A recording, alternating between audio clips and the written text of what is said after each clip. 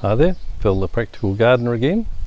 So this tip is about planting seedlings out in the garden after you've grown them in punnets or seed trays.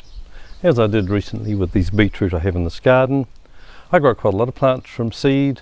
Some of them I sow direct into the ground, but a lot of them I do sow under protection and plant them out when the weather is more suitable. In the garden at present I've got zinnias in a bed nearby, I've got the beetroot of course, I've got onions, and in the tomato house behind me I've got not just tomatoes but also capsicums and chilies.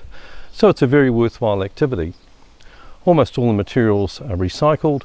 I recycled the containers that I plant from. The potting media that I use is recycled into the garden. And also of course I can save my own seed. So it's virtually costless, and I do grow a lot of seedlings and I give quite a lot of them away to friends and family. So it's a very worthwhile activity. Now I do have a range of tips on aspects of seed sowing, including selecting the container, also suitable media, sowing the seed, growing them onto the planting stage, and also direct sowing in the ground. So be sure to subscribe to my channel so you will see them as they become available.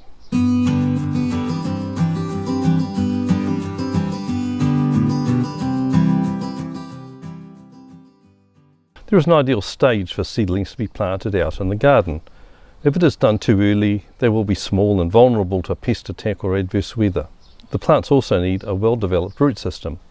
I water the plants a day before planting out so that the media is moist but not soaking when I plant out, and the roots will hold on to the potting media without falling away.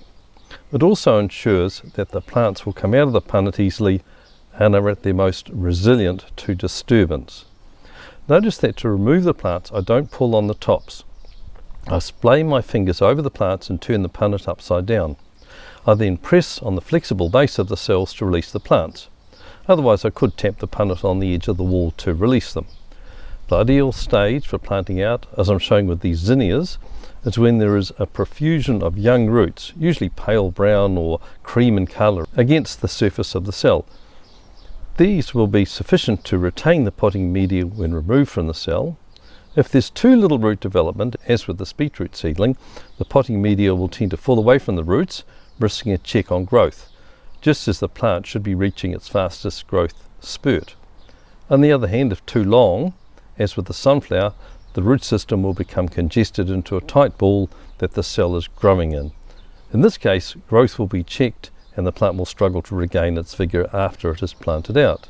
I'll now show you how to plant out, using this bed of onions as an example. I prepare the bed by forking it deeply with a garden fork. You don't need to do this if you have a no-dig garden.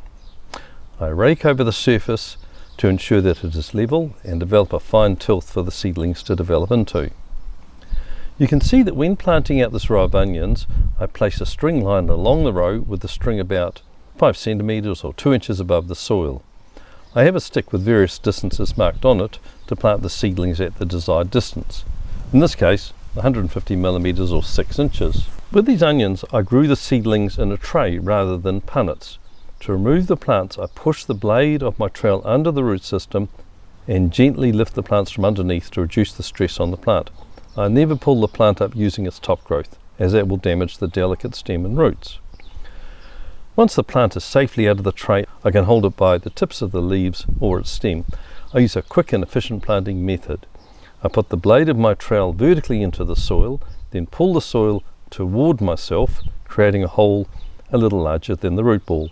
I place the root ball into the hole and push the soil back over it, still holding the plant so I can be sure that the top of the root system is level with the soil surface or very slightly deeper to allow for settling.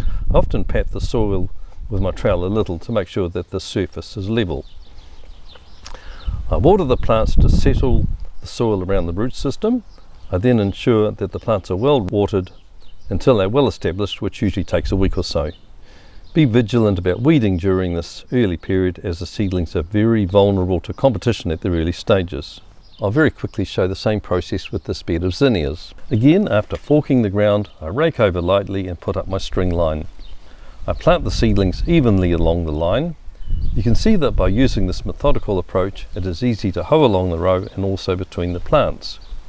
When I direct sow seeds, such as with beetroot, sweet corn, peas or beans, I always sow a few punnets to fill in any gaps. With larger plants such as these tomatoes, I don't worry about the string line. I do put a stake into the bed before planting. I put the plants in about 100 millimeters or 4 inches away from the stake. This makes weeding easier. I always plant on the same side of the stake, the leeward side, so that the wind doesn't blow the plant into the stake. Also, it does make weeding a lot easier. So I hope you found this tip useful. I do find growing my own plants and planting them out and growing them on a very pleasurable and worthwhile experience. Don't forget to like this tip and also share this with others who you think might be interested in my topics. And of course, as always, thank you very much for watching this through to the end.